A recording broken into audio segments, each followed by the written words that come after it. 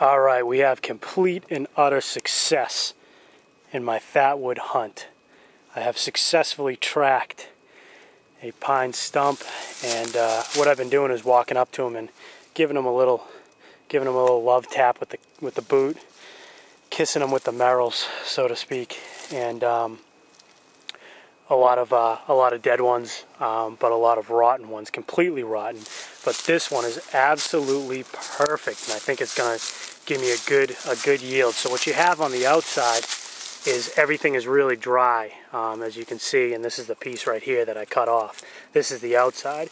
Once you get in on the inside, though, what you start to see, if I can hold this correctly for you guys, what you can start to see is where that sap or that rosin, see the difference in coloration?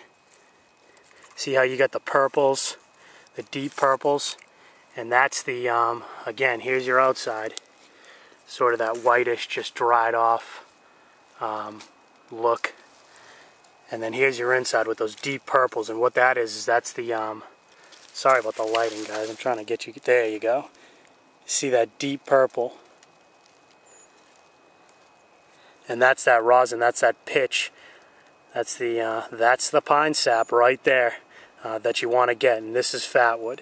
This is what Fatwood looks like, and that's what you want to harvest. You can see it all on the inside there. This is the inside of the piece that I cut off, and you can see that difference. You can see that pitch all the way in there, and boy, can you smell it when you cut that off and you take a sniff of that. And this is the piece that I cut off and took a sniff. Boy, that just got such a terrific smell to it. So I'm going to go ahead and harvest a bunch of this, and this stuff will take a spark very, very well. This is great fire starting material to have with you. So I'm going to go ahead and harvest some of this, and then I'll use it for you know, to start my fire to make the pine needle tea. And there you go, Fatwood success. And I'm going to go ahead and harvest this with the BK2. And I may or may not take some pictures, I'm not sure. But there you go. And I'm on sort of a slope here, so there's really not a lot of way for me to set up the tripod and show you guys. But I'll just be doing some simple batoning and making some Fatwood slices. And then what I'll do with those slices, that'll be, you know, about that thick, maybe. Yeah, a little under 1/4 of an inch thick is what I'll do. And then you can make pretty much Fatwood matches out of those. But just awesome. Success at last. Success at last. So there you go, guys. There's Fatwood. That's how you find it. And I'm going to go ahead and harvest it. Thanks for coming along, guys. FK, always appreciate you. Why Fatwood? This is why.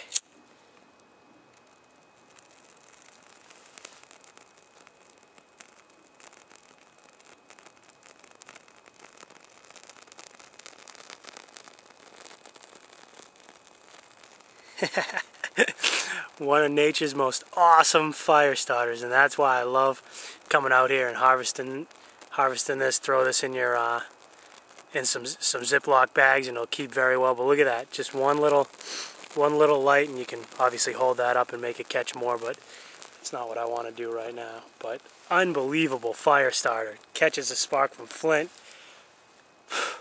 Awesome Fatwood. That's why you want to go get it. Come out here, enjoy the day, burn some calories, find some Fatwood. That's how you do it, guys. Thanks for coming along as always. Again, successful Virginia Fatwood hunt. Alright, guys, this is going to be camp for probably the next hour or so. I'm going to clear this out a little bit of this brush.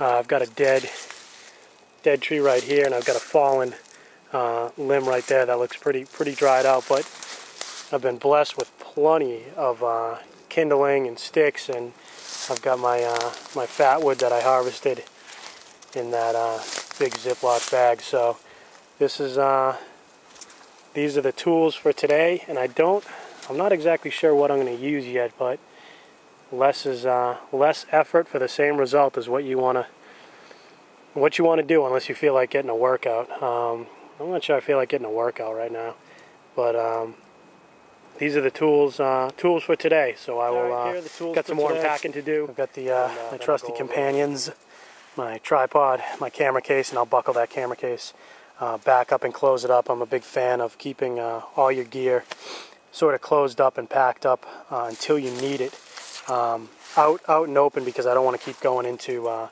to my pack. But you know, knives sheathed, saws folded, you know, everything's sort of packed up in its respective place until you need it. But there's a camera case, there's a tripod. I've got my digital camera in the pocket of my trusty orange and black Columbia titanium. I hiked in today with, I've got my Columbia synthetic shirt on. I've got a base layer underneath. There's my trusty tag. I've got the camp axe, and that's a cheap camp axe, and it needs to be replaced quickly.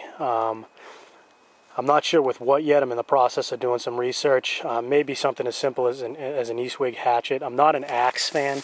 They're just too big and bulky for my purposes. I'm certainly not against them, especially on longer, you know, trips that can be dubbed excursions. But I think a hatchet will do just fine, and I need to replace that. But this is what I harvested that Fatwood with, and look at just how gummed up it gets. And I did not use my Becker, the BK2, which I have with me, and that's why, because I didn't feel like having it all gummed up, because I knew I still had work to do with it. But you can take that off with some Lysol, and then I'll go ahead and sharpen that edge back up. But again, this will be replaced. There's the Columbia titanium bag, my aluminum water bottle. I was extremely unsuccessful in finding my lost Nalgene bottle at that other location, so I'm gonna have to make a trip back there to find it. But again, I've got a synthetic base layer on, got the Merrell boots, very light synthetic base layer, because it's cool. It's not cold, but it's certainly cool, and that wind certainly bites. We've got a wind of probably, when it kicks up, and you guys will hear it in a little while, of probably 10 to 15 miles an hour. But it's a cool, I think it's coming out of the northwest today, and it's a cool breeze. There's some an extra water bottle there. There's my titanium Snow Peak cook set. There are the knee pads, some beef jerky, some ramen. There's my stainless steel camp cup. That's some extra paracord. I've got about 100 feet plus a 50-foot. No, that's not true. I'm lying. I've got probably a 50-foot hank in there, plus about 50 more feet. There's the my work gloves, my hiking gloves that I hiked in with. There's the BK2. There's my Mora. There's the RTAC. There's the handsaw, and there's my PSK, personal survival kit, and that's got trioxane, fire starters, flint, medical stuff, sanitary stuff in there. Speaking of sanitary stuff, and I'm not trying to be crude or gross here, but these things are great, and we've got kids in the mix, young kids, so we've got diapers and wipes sort of all over the place. But these things are great to carry with you. I turned to these last year as opposed to carrying in toilet paper. These are the Huggies. There's obviously a couple different brands, but these things keep, you know, it's a very small, very thin case, packs up nice and easy, and keeps those wipes right in there, you know, just normal traditional wipes with aloe. And these are great for, you know, when you need to do your business. These are great to have. Again, lightweight. They protect everything. And probably 30 or so of these wipes can be held in here. And this is a reusable container. So you can go buy those packs of wipes and fill this thing back up. Again, it protects them, keeps everything nice and moist and ready when you need it. So these things are great to have when you're out in the wilderness.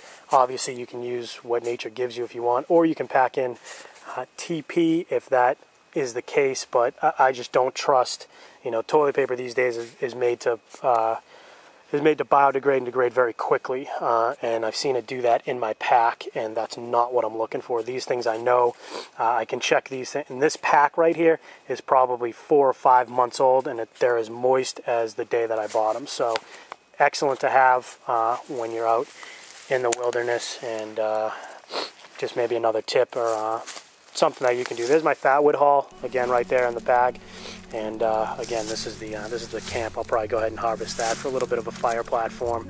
I will